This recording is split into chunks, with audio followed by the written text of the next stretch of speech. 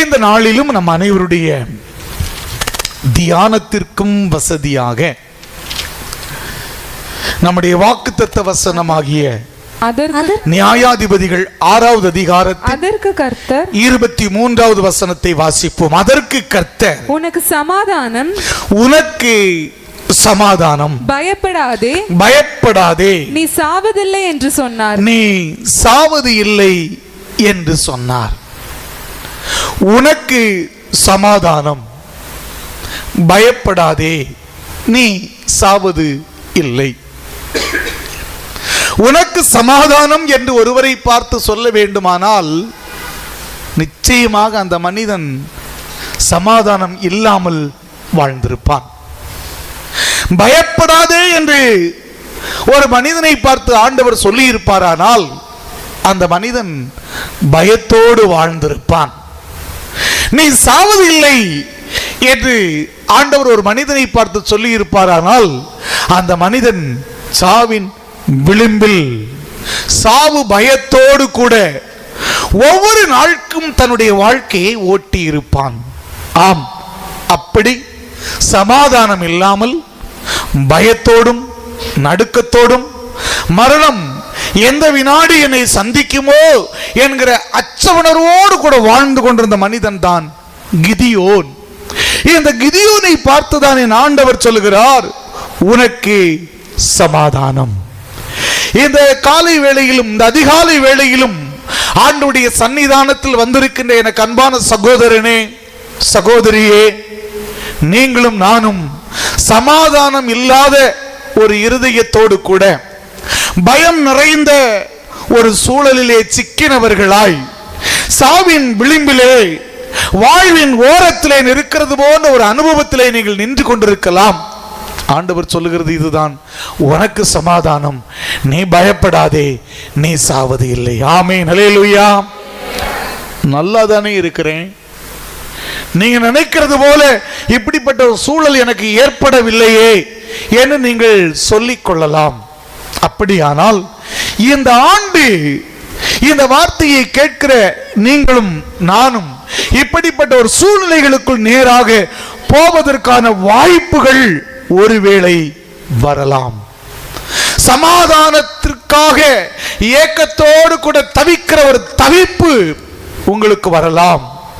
பயத்தில் எங்கே ஓடி ஒளிந்து கொள்வதற்கு என்று திகைத்து விழிபிதங்கி நிற்கிறதான ஒரு சூழல் உங்களை சந்திக்கலாம்.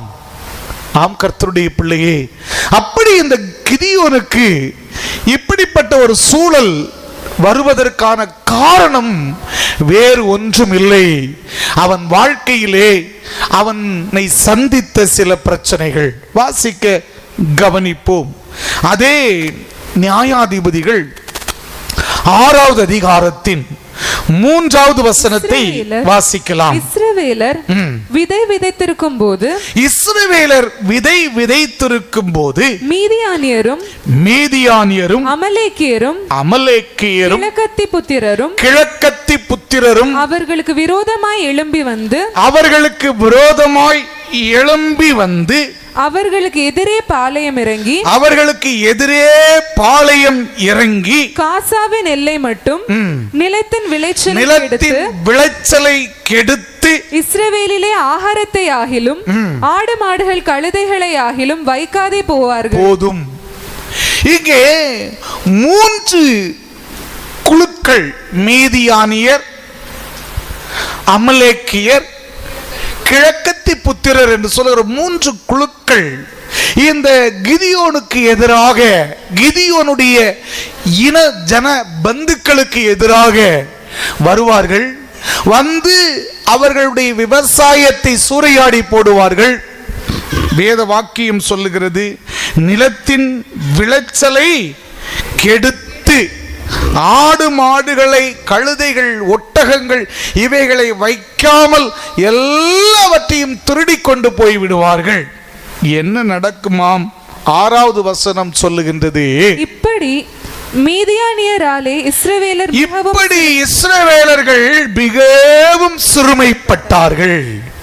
கிதியோன் சிறுமைப்பட்டான். கிதியோனுடைய இரத்த சம்பந்தமான உறவுகள் சிறுமைப்பட்டு போனார்கள். கிதியோனுடைய உடன்பிறப்புகள், உறவினர்கள், சொந்தம் பந்தம், தேசத்தின் குடிகள் எல்லாம் சிறுமைப்பட்டு போயிருந்தார்கள். எவ்வளவு காலம் என்று சொன்னால் அடிக்கடி இதுதான் அவர்களுக்கு நிகழ்ந்த ஒரு நிகழ்வு.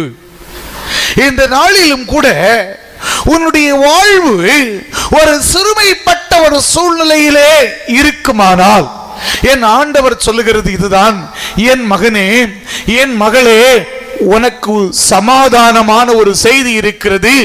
நீ பயப்பட வேண்டிய அவசியம் இல்லை. நீ சாவதே இல்லை. உன் சிறுமை மாறும், உன் சிறையிருப்பு மாறும், உனக்கு சமாதானம் கிடைக்கும். ஆமென், ஹல்லேலூயா. ரோமருக்கு பவுல் எழுதும் போது அவர் சொல்லி காண்பிக்கிறார். வாசிக்கலாம். ரோமர் 16வது அதிகாரத்தின் 20வது வசனத்தை வாசிக்க கவனிப்போம். ரோமர் சமாதானத்தின் 16:20. சமாதானத்தின் தேவன் சீக்கிரமாய் சாத்தானை உங்கள் கால்களின் கீழே நசுக்கி சாத்தானை உங்கள் கால்களின் கீழே நசுக்கி போடுவார். போதும். சமாதானத்தின் தேவன் உங்களுக்கு சமாதானத்தை உங்களுக்கும் எனக்கும் கொடுக்க வந்திருக்கிறார். ஆனால் அந்த சமாதானம் கிடைக்காதபடிக்கு சாத்தான் தடுக்கின்றான், அவன் கெடுக்கின்றான். இங்கே கிதியோனுடைய வாழ்விலும் கிதியோனுடைய குடும்பத்தாருடைய வாழ்விலும் இந்த சாத்தான் 3 கோணத்திலே இறங்கினான். ஒன்று மீதியானியர் என்கிற கோணத்திலே, இரண்டாவது அமிலேக்கியர் என்கிற கோணத்திலே, மூன்றாவது கிழக்கத்தி புத்திரர் என்கிற கோணத்திலே. இந்த ஆண்டு இந்த பிசாசு, இந்த பொல்லாத பிசாசு சமாதானத்தை கெடுக்கிற விதத்திலே இந்த 3 கோணத்திலும் நமது குடும்பங்களிலே இறங்குவதற்கு வாய்ப்பு உண்டு. ஆனால் நீங்களும் நானும் தைரியம் கொள்ள வேண்டும். என்னவென்றால் சமாதானத்தின் தேவன் தாமே சாத்தான என்ன செய்ய போகிறாரா? சீக்கிரத்தில் கால்களின் கீழாக நசுக்கி போட போகின்றார். ஆமேன். சத்தமா சொல்லுங்கள், ஆமேன். அவன் ஒரு வழியாய் வரும்போதே எத்தனை வழியாய் துரத்தி அடிப்பார் நம்முடைய ஆண்டவர்? 7 வழியை துரத்துவார். அப்படியானால் அவன் 3 கோணத்திலே 3 வழியிலே இந்த ஆண்டு நமக்கு எதிராக வருவானால் அவன் 21 வழியா என்ன செய்வான்? செதறி போவான். ஆமேன். பக்கத்துல பார்த்து சொல்லுங்க, செதறி போவான். ஆமா, சீக்கிரமாய் ஆண்டவர் நம்முடைய கால்களின் கீழே என்ன செய்வாரா? நசுக்கி போடுவார். சத்தமா ஆமேன். இதோ சர்ப்பங்களையும் தேள்களையும் மிதிக்க, சத்ருவின் சகல வல்லமையை மேற்கொள்ள. சர்ப்பங்களை, சாத்தானுடைய வல்லமை என்ன செய்யணும்? மிதிக்க. ஆமென். எனவே நம்முடைய பாதங்களை, நம்முடைய கால்களை ஆண்டவர் பழக்குவிக்கின்றார். சரி, விஷயத்திற்கு நான் வந்து விடுவோம். 3 விதங்களிலே கிதியோனுடைய வாழ்விலே பிசாசு எழும்பினான், அவருடைய குடும்பத்தாருடைய வாழ்விலே எழும்பினான். ஆண்டவர் அந்த சாத்தானை சீக்கிரத்தில் நசுக்கி போடும்போது சொன்னாரு, சமாதானம் உனக்கு, நீ பயப்படாத, இந்த 3 பிசாசு உன்னை ஒன்னும் செய்ய முடியாது, நீ சாவது இல்லை. ஆமென், அல்லேலூயா. என்னங்க மீதியானியர், அமலேக்கியர், என்ன கிழக்கத்தி புத்திரர்கள், இவங்க பின்னாடி என்ன இருக்கு? இவங்க குறித்து வேதாகமம் என்ன சொல்லுகிறது? இந்த வேதாகமத்தில் இவங்க பேர் வருதுன்னா எதை உருவகமாய் சொல்லப்படுகிறது என்று நாம் வேதத்தை ஆழமாய் தியானிப்போமானால் பல உண்மைகளை நாம் விளங்கிக் கொள்ள முடியும். இந்த மீதியானியர் அப்படின்னா ஒன்றும் இல்லைங்க, பழி வாங்கும் எண்ணம் உடையவர்கள். மீதியானியர்னா யாருமா? பழி வாங்கும் எண்ணம் உடையவர்கள். இன்னும் சொல்ல போனா மீதியானியர்னா பழி வாங்கும் ஆவி அப்படின்னு எடுத்துக்கொள்ளலாம். எப்படி எடுத்துக்கொள்ளலாம்? பக்கத்துல பார்த்து சொல்லுங்க, பழி வாங்கும் ஆவி, பழி வாங்கும் ஆவி. இந்த மீதியானியருக்கும் இஸ்ரவேலருக்கும் என்ன தொடர்பு? எங்கிருந்து இந்த தொடர்பு உருவானது? வாசிக்க கவனிப்போம். ஆதியாகமம் 25வது அதிகாரம். அப்படியே திருப்பிக் கொள்வோமாமா. 1 முதல் 6 வசனத்தை நீங்க வாசித்தீங்கன்னா, கேத்தூராள் என்னும் பேர் கேத்தூராள் என்னும் ஒரு பேர் கொண்ட ஸ்திரீயையும் விவாகம் பண்ணி இருந்தான். யாருமா? ஆபிரகாமுக்கு நமக்கு தெரிந்த அளவுல யாருதான்? சாராள், அப்புறமா ஆகார். ஆனா இன்னும் ஒரு கூட என்ன செய்திருக்கிறாரு? கேத்தூராள் அப்படின்னு ஒரு ஸ்திரீயை விவாகம் பண்ணி இருந்தாள். தொடர்ந்து வாசிக்கலாம். அவள் அவனுக்கு சிம்ரானையும் யக்ஷானையும் மேதானையும் மீதியானையும் இஸ்பாக்கையும் சூவாகையும் பெற்றாள்.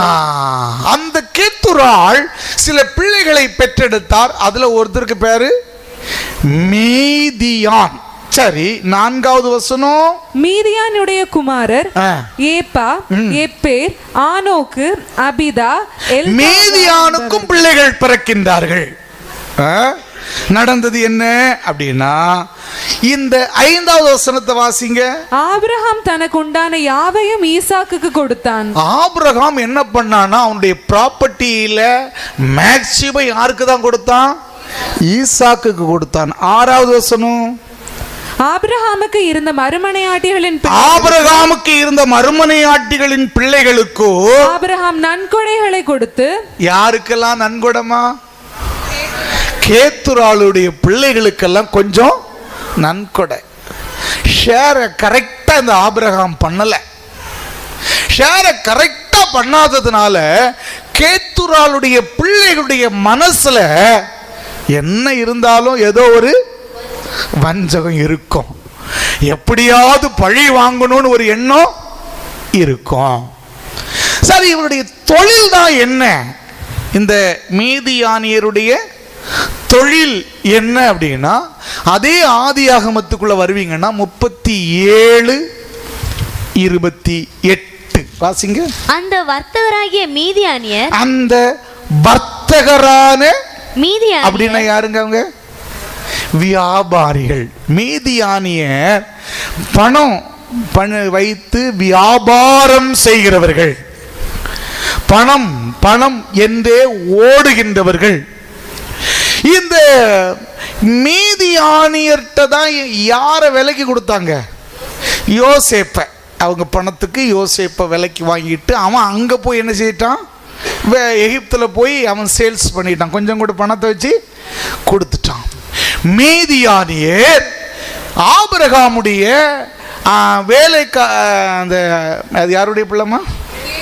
கேத்தூராள். அவங்க இன்னும் மறுமனையாட்டிகள் வைத்திருந்தா அதில் கேத்தூராளுடைய பிள்ளைகள். இவங்க வியாபாரம் செய்து பிழைக்கின்றவர்கள். இந்த இவர்களுக்கு ஒரு காயம் இருந்து ஆபிரகாம் ஈசாக்கு கொடுத்தது போல ஈக்குவல் ஷேர் எங்களுக்கு தரல அப்படிங்கிற ஒரு எண்ணம் இருந்தது. நாட்கள் காலங்கள் கடந்தது. இப்போ நம்ம மோசே, இந்த மோசே பார்வோன்றது ஓடுறான். ஒரு கொலை செய்துட்டு ஒளிகிறான். எங்க போறான்? மீதியானுடைய தேசத்துல போறான். அங்க ஒரு மனுஷனை கண்டுபிடிக்கிறான். அவர் பேரு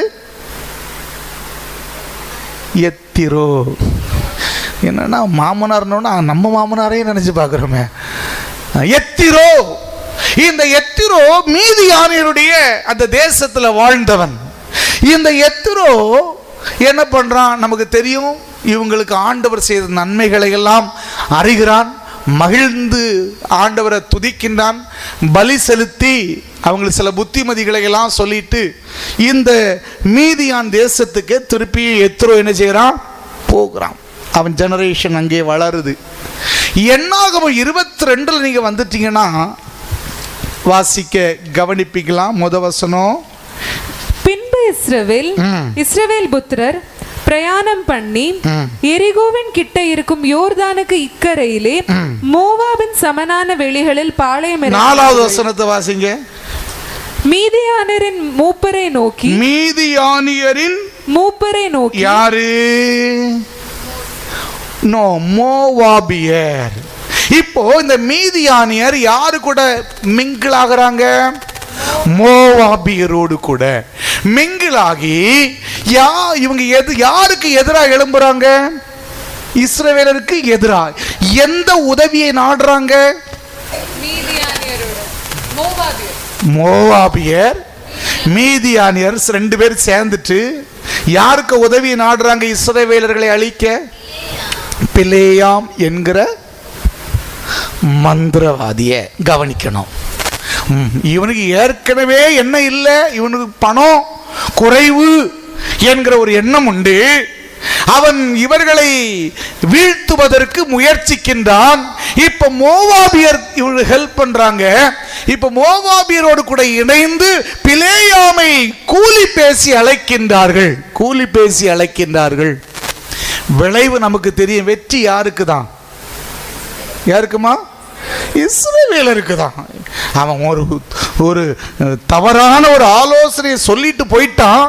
விளைவு இஸ்ரவேலர்களில் சிலர் என்ன செய்தாங்க? மரித்தார்கள். ஆனா ஆண்டவர் மோசேயை கூப்பிட்டு ஒரு வார்த்தை சொன்னார். வாசிக்கலாம். என்னாகமம் 31வது அதிகாரத்தின் முதல் 2 வசனத்தையும் வாசிக்கலாம். கர்த்தர் மோசேயை நோக்கி இஸ்ரவேல் புத்திரர் நிமித்தம் மீதியானிடத்தில்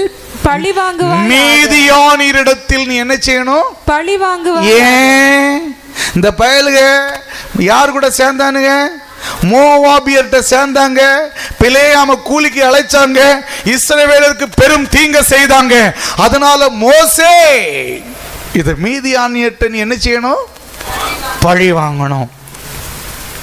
எதிரிக்கு எதிரி யார்தான்? நண்பன் இல்ல, எதிரிக்கு எதிரிங்க. ஒரு எதிரி இன்னொரு எதிரி, 2 பேரும் இவன் பழி வாங்க வேண்டும் என்று நினைக்கிறான், இவனும் பழி வாங்க வேண்டும் என்று நினைக்கிறான். ஆனா இவன் அடிக்கிறதுக்கு முன்னாடி நான் அடிக்கணும்னு நினைக்கிறான். இந்த மீதியானியர் யார்? பழி வாங்கும் ஆவியை உடையவர்கள். இந்த மீதியானியர் யார்?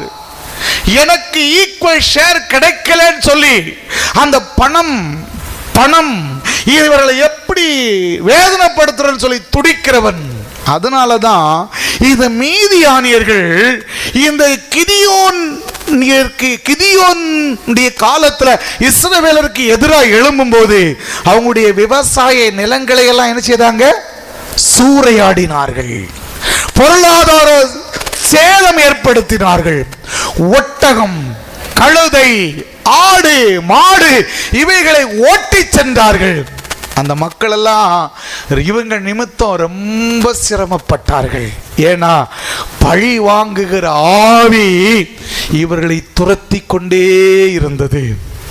இந்த வருஷம் சிநேகிதா, உன்னையும் உன் குடும்பத்தையும் பழி வாங்குவதற்காக ஒரு ஆவி உன்னையும் என்னையும் அழிப்பதற்காக, வேதனைப்படுத்துவதற்காக, பொருளாதாரத்திலே ஒரு பெரிய சேதத்தை ஏற்படுத்துவதற்காக ஒருவேளை மந்திர வல்லமையை கூட நாடலாம். உன்னுடைய உழைப்பை திருடலாம். ஏனென்றால் உன்னால அவங்க பாதிக்கப்பட்டதாக அவர்கள் நினைக்கிறபடியினால அவங்க உனக்கு விரோதமாக பல நிலைகளிலும் எழும்பி உனக்கு விரோதமாய் வரலாம். என் ஆண்டவர் சொல்லுகிறார், இவங்களை நினைச்சு நீ பயப்படாத, உனக்கு சமாதானம். ஆமென். உனக்கு சமாதானம். ஒருவேளை இந்த காலகட்டத்தில் சூழ்நிலைகள் இப்படி நடக்கும், ஆனா நீ தைரியமாயிரு.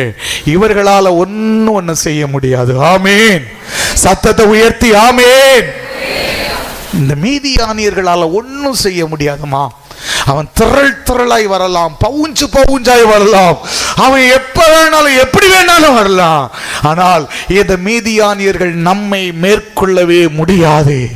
கிதியோன் பயந்து ஒளிந்து மறைந்து தன்னுடைய பொருளாதாரத்தை காப்பாற்றுவதற்காக என்னென்ன செய்ய வேண்டுமோ அத்தனையும் செய்து கொண்டிருக்க போதுதான் கர்த்தருடைய தூதனானவர் கிதியோனை சந்தித்து சொல்லுகிறார், பயப்படாத, உனக்கு சமாதானம். ஆமென். அல்லேலூயா. செகண்ட்லி, இரண்டாவதாக இந்த கிதியோனுக்கு எதிராக வந்த இரண்டாவது ஒரு கூட்டம் என்னது? அமலேக்கியர். அமலேக்கியர் என்று சொன்னாலே the evil eye of doubt, அதாவது சந்தேகத்தின் தீய கண்கள் அப்படின்னு பேரு. அமலேக்கியர்னாலே சந்தேக பார்வை உடையவர்கள்.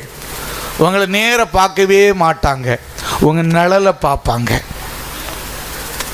அப்போ இந்த வருஷம் என்ன சம்பவிக்க போகிறது? இந்த அமலேக்கியர்கள் கூட உங்களை துரத்திட்டே வருவாங்க. ஏன் இந்த அமலேக்கியர்கள் துரத்துறாங்க? ஏன் அப்படின்னா, இஸ்ரவேல் ஜனங்கள் கானானை நோக்கி பயணிக்கும் போது இவர்களுடைய கானான் பயணத்தை விரும்பாத, இவர்கள் நல்வாழ்வை விரும்பாத இந்த அமலேக்கியர்கள் இந்த இஸ்ரவேல் ஜனங்களோடு என்ன செய்தாங்க? போர் தொடுத்தாங்க. போர் தொடுக்கும் போது அந்த யுத்தத்தில் ஜெயிச்சது யாரு? இஸ்ரவேலர். அப்போ என்ன நடந்துச்சுன்னு நமக்கு தெரியும். மோசே என்ன பண்ணிக்கிட்டு இருந்தாரு? தன் கரங்களை உயர்த்தி வைத்துக்கிட்டு இருந்தாரு. ஒரு கையை யாரு பிடிச்சிருந்தா? யோசுவா. இன்னொரு கையை ரெண்டு பேருமாக ஊரும் ஆரோனுமாக அந்த கைகளை பிடித்துக்கிட்டு அப்படி நிற்கிறாங்க. கைகளை உயர்த்தப்பட்ட ஒரு நிலையில வாழும் போது இருக்கும்போது யுத்தம் வலுக்கிறது. யுத்தம் யாருக்கு? இஸ்ரவேலருக்கு சாதகமாக அமைகிறது. இஸ்ரவேலருக்கு சாதகமாய் அமைந்த போது இந்த அமலேக்கியர்கள் தோல்வியை சந்தித்தார்கள். ஆண்டவர் சொன்னாரு, அன்னைக்கே சொன்னாரு, எப்பா தலைமுறை தலைமுறையாய் இந்த அமலேக்குக்கு எதிராக என்ன செய்யும்? யுத்தம் நடக்கும். அந்த காலகட்டத்தில் இந்த அமலேக்கியர்கள் எதை அதிகமாய் டிபெண்ட் பண்ணி சார்ந்திருந்தாங்க அப்படின்னா, தன் பலத்தை அல்ல, அவங்க நிறைய இந்த மாய வித்தைகளை எல்லாம் நம்பி இருந்தாங்க. மாய வித்தைகள். இந்த மாய வித்தைகளை எல்லாம் நம்பி அவங்களுக்குள்ள அங்க மக்கள் பேசிக்குள்ள அந்த மனிதர்கள் என்ன செய்வார்களானா, மனிதர்கள் போல காட்சி அளிக்கிறவர்கள் திடீர்னு மிருகங்களை போல என்ன செய்திருவாங்களாம்? மாறிடுவாங்களாம். பறவைகளை போல மாறிடுவாங்களாம். ரொம்ப ஆச்சரியமா இருக்கு. அப்போ இந்த அமலேக்கியர்கள் ஒரு பறவையை, அந்த ஊர்ல ஒரு பறவையை பார்த்து இது பறவையா மிருகமானு மனிதனான்னு தெரியாதான், மிருகமா அல்லது மனிதனா அப்படின்னு தெரியாதான். அந்த அளவுக்கு அவர்கள் அந்த அளவு மந்திர வல்லமையை சார்ந்து வாழ்ந்தவர்கள். அதனால தான் ஆண்டவர் சவுல்ட்ட சொன்னாரு, வாசிக்க கவனிப்போம். 1 சாமுவேல் 15வது அதிகாரத்தின் 2 மற்றும் 3வது வசனத்தை வாசிக்கலாம். சேனைகளின் கர்த்தர் சொல்லுகிறது என்னவென்றால், இஸ்ரவேலர் எகிப்திலிருந்து வந்தபோது அமலேக்கு அவர்களுக்கு வழிமறித்த செய்கையை மனதில் வைத்திருக்கிறேன். இப்போதும் நீ போய் இந்த அமலேக்கை மடங்கடித்து அவனுக்கு உண்டான எல்லாவற்றையும் சங்கரித்து அவன் மேல் இரக்கம் வைக்காமல் புருஷரையும் ஸ்திரீகளையும் பிள்ளைகளையும் குழந்தைகளையும் மாடுகளையும் ஆடுகளையும் ஒட்டகங்களையும் கழுதைகளையும் கொன்று போட கடவா என்கிறார். எதெல்லாம் கொன்று போடணும் பாருங்களேன். மிருகத்தை எல்லாம் கொன்று போட்டு. ஏன்னா உனக்கு டவுட்டு, அந்த மிருகத்தை பார்த்த உடனே இது அமலேக்கியனா அப்படின்னு ஒரு டவுட்டு உனக்கு. அவன் பயங்கரமான மந்திரவாதி என்கிற ஒரு டவுட்டு. அவன் உன்னை வழிமறித்தான், அதை நீ புரிஞ்சுக்கணும். இந்த அமலேக் என்கிறவன் உன் வழியை மறிக்கிறவன். இந்த அமலேக் என்கிறவன் மந்திர வல்லமையை சார்ந்து மந்திர வல்லமையை தன்னுடைய புயபலமாக்கி கொள்ளுகிறவன். இந்த வருஷம் உன் வழியை மறிப்பதற்கு, உன் பாதையை தாறுமாறாக்குவதற்கு, உன் பயணத்தை கெடுப்பதற்கு, உன் ஆரோக்கியத்தை தடை செய்வதற்கு அமலேக்கியர்கள் எழும்பி வருவார்கள். அமலேக்கியர்கள் எழும்பி வருவார்கள். உங்களுக்கே தெரியும், கம்ப்ளீட்டா ட்ரபிளா இருக்கும், கம்ப்ளீட்டா மென்டலி டிஸ்டர்பா இருக்கும், கம்ப்ளீட்டா உங்க வாழ்க்கையில நீங்க ராங் ரூட்ல போறது போலவே தெரியும். ஏன் அப்படின்னா அமலேக்கின் ஆவி உன்னை வழி மறிக்கும். ஆனா பயப்பட வேண்டிய அவசியம் இல்லை. கர்த்தர் சொல்லுகிறார், உனக்கு சமாதானம், பயப்படாதே, நீ சாவது இல்லை. ஏனென்றால் சமாதானத்தின் தேவன் தாமே சீக்கிரமாய் சாத்தான் அவங்க கால்களின் கீழே என்ன செய்கிறாரு? நசுக்கி போடுவார். கரங்களை தட்டி அந்த ஆண்டவருக்கு நன்றி சொல்லுவோம். பழி வாங்கும் எண்ணமுடைய மீதியானிய, உன் வழிகளை மறிக்கிற, உன் வழிகளை தாறுமாறாக்குகிற, உன்னை தவறான பாதையிலே நடத்துகிற, உன் கண் மயக்கம் ஏற்படுகிற அளவுக்கு உன்னை இழுத்து செல்லுகிறதானே இந்த அமலேக்கியருடைய ஆவியும் கூட ஒருவேளை இதாண்டு உன் வாழ்க்கையிலே குறுக்கிடலாம். மூன்றாவதாக அந்த மீதியானியருடைய லைஃப்ல வந்த மூன்றாவது இனம் யாரு? கிழக்கத்தி புத்திரர்கள். கிழக்கத்தி புத்திரர் அப்படின்னா அவங்க பெரிய அறிவாளிகள். கிழக்கத்தி புத்திரர்கள் என்றால் ரொம்ப அறிவாளிகள், உலக ஞானம் மிகுந்தவர்கள். அவங்களுக்கு தேவ ஞானம் இருக்குன்னு சொல்ல முடியாது, அவங்களுக்கு இருந்தது உலக ஞானம். அதனாலதான் இயேசுநாதர் பிறந்த போது அந்த உலக ஞானத்துல நிறைய படித்த ஸ்காலரான சாஸ்திரிகள் எங்கிருந்து வந்தாங்கம்மா? கிழக்கிலிருந்து வந்தார்கள். கிழக்கத்திய புத்திரர்கள் கிழக்கிலிருந்து வந்தார்கள். வான சாஸ்திரம் படித்தவர்கள். அந்த நன்றாய் படித்த இவர்கள் கிழக்கிலிருந்து வந்தார்களே, ஏனென்றால் அவர்கள் அறிவாளிகள். இன்னும் ஒரு வசனத்தை கூட வாசிக்கலாம். 1 ராஜாக்கள் 4வது அதிகாரத்தின் 30வது வசனத்தை ஒருத்தர் வாசிக்கலாமா? 1 ராஜாக்கள் 4:30. சகல கிழக்கத்திய புத்திரரின் ஞானத்தையும். எஸ், அப்போ இங்க என்ன சொல்லப்பட்டிருக்கு அப்படின்னா, கிழக்கத்திய புத்திரரின் ஞானம் என்றால் இந்த உலகத்துல அவங்களுக்கு கொஞ்சம் ஞானம், உலக ஞானம் சற்று அதிகமானது. ஏமா, இந்த வருஷம் உன்னை தேவனிடத்திலிருந்து பிரிப்பதற்கு ஏதுவான உலக ஞானம் குறுக்கிடலாம். உலக ஞானம் உன்னை பைத்தியமாக்கி விடும் என்பதை மறந்து போகாதே. நம்முடைய எல்லா கேள்விகளுக்கும், நம்முடைய எல்லா பிரச்சனைகளுக்கும் தீர்வு கர்த்தராகிய இயேசு கிறிஸ்து ஒருவரே. ஆமென், ஹல்லேலூயா. ஆனால் இந்த கர்த்தராகிய இயேசு கிறிஸ்துவின் பாதத்தை மறந்தவர்களாக உலகத்தை தேடி, உலக ஞானத்தை தேடி நீ ஓடுவாயானால் வெட்கம் உன்னை ஓடும், அவமானம் உன்னை ஓடும். உலக ஞானம் ஒரு பெரிய சவாலாக ஒருவேளை இந்த வருஷம் எழும்பி இருக்கலாம். கடந்த 2023வது ஆண்டு, அதுக்கு முன்னாடி வந்தான்னு தெரியல, நிறைய டெக்னாலஜி புதுசா வந்துச்சு. அதில் ஸ்பெசிஃபிக்கா ஏஐ, ஆர்டிபிஷியல் இன்டெலிஜென்ஸ் சொல்லப்படுகிறதான ஒரு டெக்னாலஜி எல்லாரையும் அச்சுறுத்தி கொண்டிருக்கிறது. இந்த வருஷம் இதை போல இன்னும் ஏராளமான டெக்னாலஜி வரலாம். நீ ஒரு 30 வினாடிகள் பேசுகிற வார்த்தைகள் ஒருவேளை இன்னைக்கு அந்த ஏஐ டெக்னாலஜி உபயோகப்படுத்துறவங்க கையில கிடைக்கும்னா, நீ மணிக்கணக்கா பேசுகிறது போல, எப்படி பேசுகிறது போல வேண்டுமானாலும் வடிவமைத்துக் கொள்ளலாம். உன்னுடைய குரல், உன்னுடைய ஏற்றத்தாழ்வுகள் அத்தனையும், உன்னுடைய ஒரு போட்டோ மாத்திரம் போதும், ஒரு வீடியோவே நீ செய்யாத ஒரு காரியத்தை செய்கிறது போலவே செய்து முடித்து விடலாம். அப்படிப்பட்ட ஞானம், அப்படிப்பட்ட அறிவு இந்த நாட்களிலே பெருகி இருக்கிறது. நம்முடைய பிரைம் மினிஸ்டரே என்ன செய்தாரு? பயந்துட்டு இதுக்கு ஒரு முடிவு கட்ட வேண்டும் என்று சொல்லி உலக நாடுகளில் இருக்கிற ஞானிகளை, விஞ்ஞானிகளை எல்லாம் அழைத்து டிஸ்கஸ் பண்ண ஆரம்பித்து விட்டார். ரொம்ப ஆபத்தானது இந்த டெக்னாலஜி, ரொம்ப அவசியமானது என்று ஒரு பக்கம் இருந்தால், இன்னொரு இடத்திலே பேராபத்து இருக்கிறது என்று கணிக்கின்றார்கள். எனக்கு அன்பான கர்த்தருடைய பிள்ளையே, இதைவிட சிறப்பான அறிவு உன் பிள்ளைகளின் கைகளில் கிடைக்கும். இதைவிட மிகவும் சிறப்பான காரியம் உன் குடும்ப உறுப்பினருடைய கைகளில் கிடைக்கும். அறிவு, உலக ஞானம், விஞ்ஞானம் அவ்வளவாய் வளர்ந்து உன் பிள்ளைகளுடைய கையில போகும்போது இந்த தேவனை விட்டு அந்த பிள்ளைகள் விலகுவது எளிதான ஒரு சூழ்நிலையாய் மாறிவிடும். கர்த்தருடைய பிள்ளையே, இதை நீ நினைப்பாயானால், ஐயோ என் பிள்ளைகளை நான் எப்படி வளர்க்க போகிறேன், ஐயோ என் குடும்பத்திற்கு நான் எப்படி பாதுகாப்பா இருக்க போகிறேன் என்று சொல்லி தவியாய் தவிக்கிற ஒரு சூழல் வரலாம். சமாதானத்தை இழக்கின்ற ஒரு சூழல், பயந்து நடுங்குகிற ஒரு சூழல், மரணம் தான் கதி, மரணம் சந்தித்தால் நலமாயிருக்கும் என்று சொல்லுகிற ஒரு யோசனை கூட உன்னுடைய வாழ்க்கையில வரலாம்.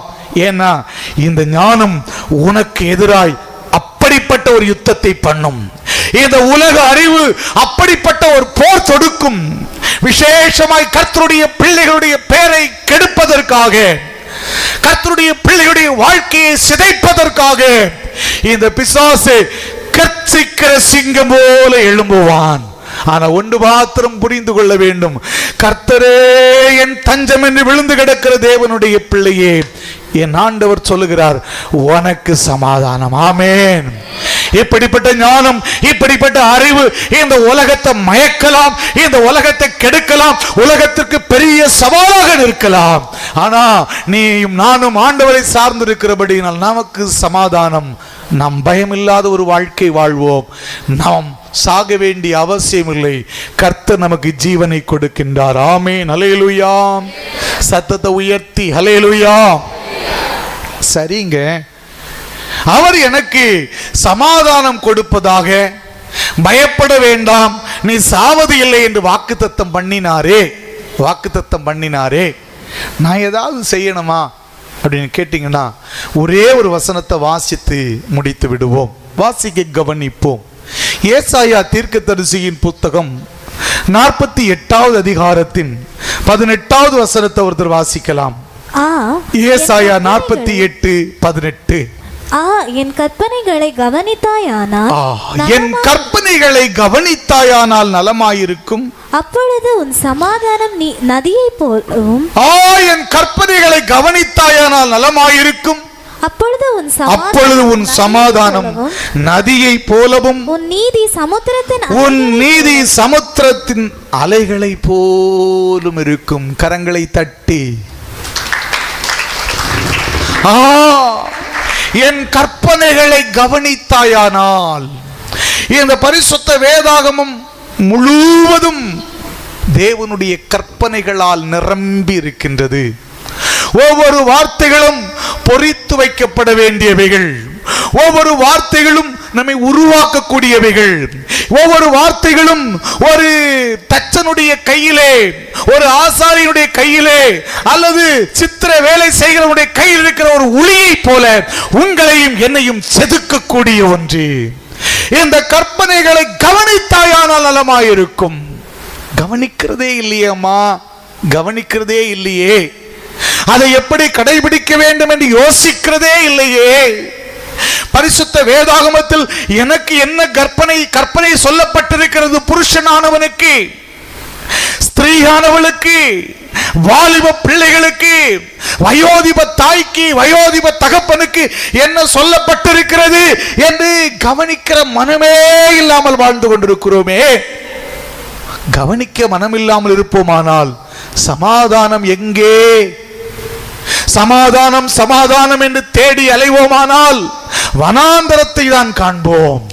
ஆனால் கர்த்தருடைய கற்பனைகளை கவனிப்போமானால், தேடுவோமானால், ஆராய்வோமானால், என் பரிசுத்த வேதாகமத்தின் மூலம் என் தேவனாகிய கர்த்தர் சொல்லுகிறார், என் மகனே, என் மகளே, நீ அப்படி கவனிப்பாயானால் ஒரு நதியை போல சமாதானம் உன்னை நிரப்பிக் கொண்டே இருக்கும். ஆமென். ஹல்லேலூயா.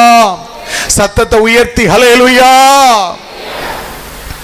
பணத்தை எல்லாம் செலவு பண்ணின அந்த பெண்ணை குறித்து நமக்கு தெரியும், சுகத்திற்காக. ஆனா ஒரு நாள் இயேசுநாதர் வருகிறார் என்பதை கேள்விப்பட்ட போது என்று சொல்லி இயேசுநாதருடைய வாயிலிருந்து புறப்படுகிற கற்பனைகளை எல்லாம் கேட்க வேண்டும் என்கிற ஆவலோடு கூட, சுகமடைவாயாக என்று சொல்லுகிற அந்த அற்புதமான வார்த்தைகளை பெற்றுக்கொள்ள வேண்டும் என்கிற ஆவலோடு கூட அந்த சமாதானம் இல்லாத அந்த பெண்மணி இயேசுநாதரிடம் அருகினாள். பார்த்து பேச முடியல, ஆடை வஸ்திரத்தின் ஓரத்தை தான் தொட்டாள். அந்த க்ஷணமே அவள் குணமடைந்தாள். யார் என்னை தொட்டது என்று ஆண்டவர் கேட்க பதில் ஒருவரும் கூறாத நேரத்தில் கடைசியில மறைந்திருக்க மனமில்லாமல் நான் தான் என்று இந்த பெண்மணி சொல்லும் பொழுது ஆண்டவர் சொன்னார், ஸ்திரீயே, உன் விசுவாசத்தின்படியே உனக்கு ஆகட்டும், சமாதானத்தோடு போ. சமாதானம் நதியை போல இந்த பெண்மணியை நிரப்பினது. சமாதானத்திற்காக எங்கெல்லாமோ அலைந்து தன்னுடைய அத்தனை சொத்துக்களையும் விற்றே தீர்த்தாள். சுகமும் இல்லை, சமாதானமும் இல்லை. ஆனால் அவருடைய கற்பனைகளை கேட்க வேண்டும் என்கிற ஆவல் அவளுக்குள்ள இருந்தபோது, அவருடைய வார்த்தையை கேட்க வேண்டும் என்கிற ஆவல் இருந்தபோது, சுகமடைவாயாக என்று சொல்லுகிற வார்த்தை எனக்கு வேண்டும் என்று யோசித்த போது அவளுக்கு சமாதானம் ஒரு நதியை போல வந்தது. இந்த அதிகாலை வேளையிலும் கூட என் தேவனாகிய கர்த்தர் உங்களையும் என்னையும் பார்த்து சொல்லுகிறது இதுதான்: என் மகனே, என் மகளே, இந்த 2024வது வருஷம் நான் உங்களுக்கு சமாதானத்தை வைத்து போகின்றேன். ஆமென். என்னுடைய சமாதானத்தையே உங்களுக்கு வைத்து போகிறேன். உலகம் கொடுக்கிற பிரகாரம் அல்ல, நான் கொடுப்பது அது என் சமாதானம். அந்த அற்புதமான சமாதானத்தை பெற்றுக்கொள்வதற்காக நாம் எல்லாரும் எழுந்து நிற்போமா?